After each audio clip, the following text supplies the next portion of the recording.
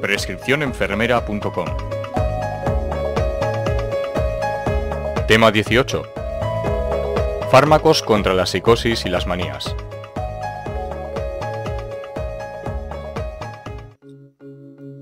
Aunque los fundamentos biológicos de la esquizofrenia aún no están bien determinados, se dispone de fármacos eficaces para el tratamiento de esta enfermedad.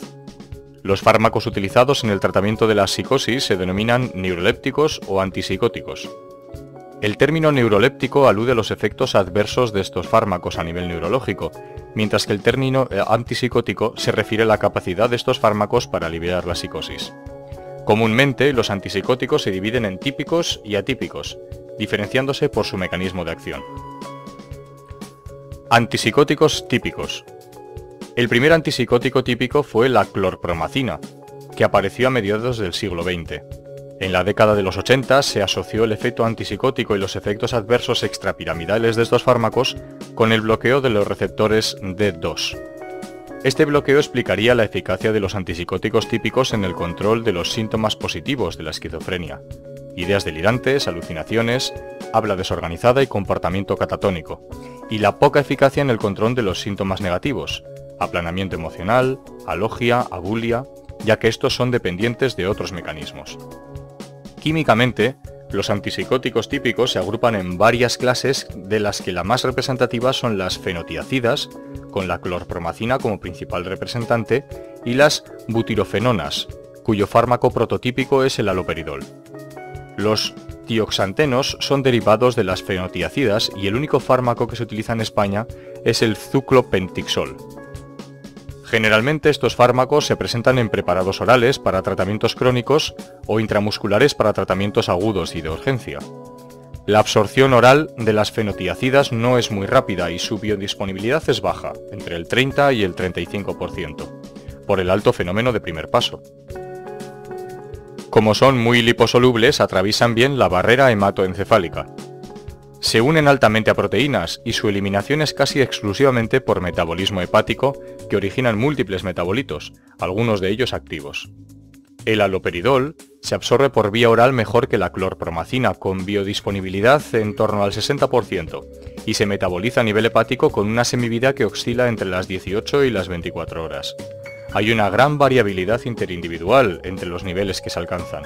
Los niveles terapéuticos están entre los 5 y 20 microgramos litro. Los efectos adversos de los antipsicóticos típicos dependen por un lado del bloqueo de los receptores D2 y por otro del efecto antagonista que pueden ejercer sobre los receptores no relacionados con su efecto farmacológico. Los efectos más importantes son los efectos extrapiramidales, induciendo síntomas parkinsonianos. El efecto adverso más grave es el denominado síndrome neuroléptico maligno, poco frecuente pero que puede ser mortal, y que cursa con fiebre, estupor, catatonia e inestabilidad del sistema nervioso autónomo. El tratamiento antipsicótico puede causar también discinesia tardía, sobre todo en tratamientos prolongados. Igualmente, en algunos pacientes se ha observado amenorrea, galactorrea y falsos positivos en embarazo en mujeres, y ginecomastia y disminución de la libido en hombres. Los efectos no relacionados con su mecanismo farmacológico incluyen efectos anticolinérgicos, hipotensión, falta de eyaculación y sedación. Los fármacos más potentes causan menos efectos sedantes y menos hipotensión, pero mayores efectos extrapiramidales, y con los menos potentes ocurre lo contrario.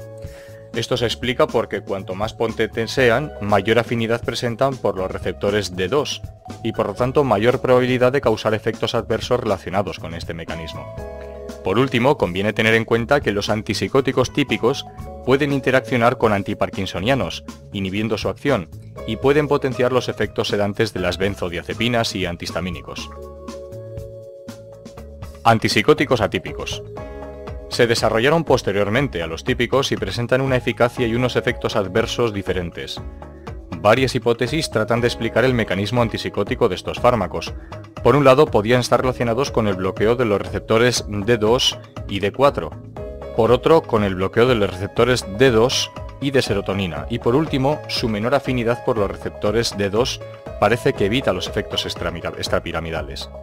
Son risperdona, clozapina, olanzapina, quetiapina, ciprasidona y aripiprazol. Permiten tratar tanto los síntomas positivos como negativos y se han convertido en los fármacos de elección para el tratamiento de la psicosis. A dosis terapéuticas consiguen controlar los síntomas de esquizofrenia sin efectos extrapiramidales. A pesar de todo, sus efectos secundarios siguen siendo significativos y hay que realizar un control estrecho de los pacientes, así como una vigilancia del cumplimiento terapéutico. Pueden producir, entre otros, agranulocitosis y leucopenia, concretamente la clozapina, por lo que durante el tratamiento hay que realizar controles sanguíneos y estar contraindicados en el embarazo y lactancia. Estabilizadores del estado de ánimo. En 1949 un investigador australiano observó que el litio producía un efecto calmante en animales y pensó que en humanos podía tener un efecto similar en pacientes maníacos. Por la misma época se descubrió que algunos antidepresivos podían desencadenar episodios maníacos. Los mecanismos por los que el litio tiene efecto antimaníacos, así como los mecanismos por los que los antidepresivos pueden dar lugar a trastorno bipolar, no se conocen con exactitud y son áreas de intensa investigación. En los años 70 se asoció la manía con la epilepsia, y aunque no se ha podido demostrar esta relación, algunos antiepilépticos como la carbamazepina o el ácido valproico sí que son útiles en el tratamiento de las manías, utilizándose junto con la lamotrigina en el tratamiento de la manía, la depresión bipolar y como prevención de la aparición de estos trastornos. Tradicionalmente estos fármacos se conocen como estabilizadores del estado de ánimo. El litio y la lamotrigina son los más utilizados en la depresión bipolar y el ácido valproico resulta de utilidad en la irritabilidad y la impulsividad. La manía también responde al tratamiento con algunos antipsicóticos. El litio se suele administrar en forma de carbonato de litio. A concentraciones terapéuticas penetra en la célula a través de canales de sodio, produciendo diversos efectos intracelulares, cuyo resultado final es la reducción de la neurotransmisión adrenérgica, muscarínica y serotoninérgica a nivel del sistema nervioso central. No obstante, los mecanismos por los que el litio produce estabilización del estado de ánimo siguen sin estar completamente dilucidados y en estudios recientes se han observado otros mecanismos que pueden ser relevantes. El litio se absorbe fácilmente por vía oral, no sufre metabolismo hepático y se elimina por orina en un 95% y un 5% por saliva, heces y sudor. Pasa al líquido cefalorraquídeo, sistema nervioso central, leche y placenta. El margen terapéutico del litio es escaso. Se recomienda mantener valores de 1,2 a 1,5 miliequivalentes litro para lograr el efecto antimaníaco y de 0,7 miliequivalentes litro para profilaxis de recidivas. El control de las concentraciones plasmáticas de litio ha de hacerse por las mañanas, 10 a 12 horas después de la última dosis y depositando la sangre en unos tubos sin aditivos. Además, presenta amplios efectos adversos, por lo general leves, pero que pueden aparecer y desaparecer sin un patrón fijo, lo que lo convierte en un fármaco de difícil manejo. Los efectos adversos graves aparecen raramente e incluyen hipertonía, hiperreflexia, fasciculaciones, visión borrosa, alteración de la conciencia, confusión, estupor, alteraciones en el electrocardiograma, alucinaciones o proteinuria, entre otras. Durante el tratamiento se recomienda vigilar la función renal y tiroidea al menos una vez al año. Las interacciones por lo general son bien conocidas, por lo que antes de asociar cualquier fármaco al tratamiento hay que consultar la posible interacción con el litio. La intoxicación aguda por litio es una emergencia que puede necesitar diálisis para su tratamiento. A pesar de estos inconvenientes, el litio es el tratamiento más eficaz para el trastorno bipolar y el único que ha demostrado en ensayos clínicos que disminuye el riesgo de suicidio en pacientes con este trastorno. Otras indicaciones propuestas para el litio son la inestabilidad emocional en niños, el trastorno de la personalidad emocionalmente inestable, personalidades impulsivas, trastorno obsesivo-compulsivo y alcoholismo crónico.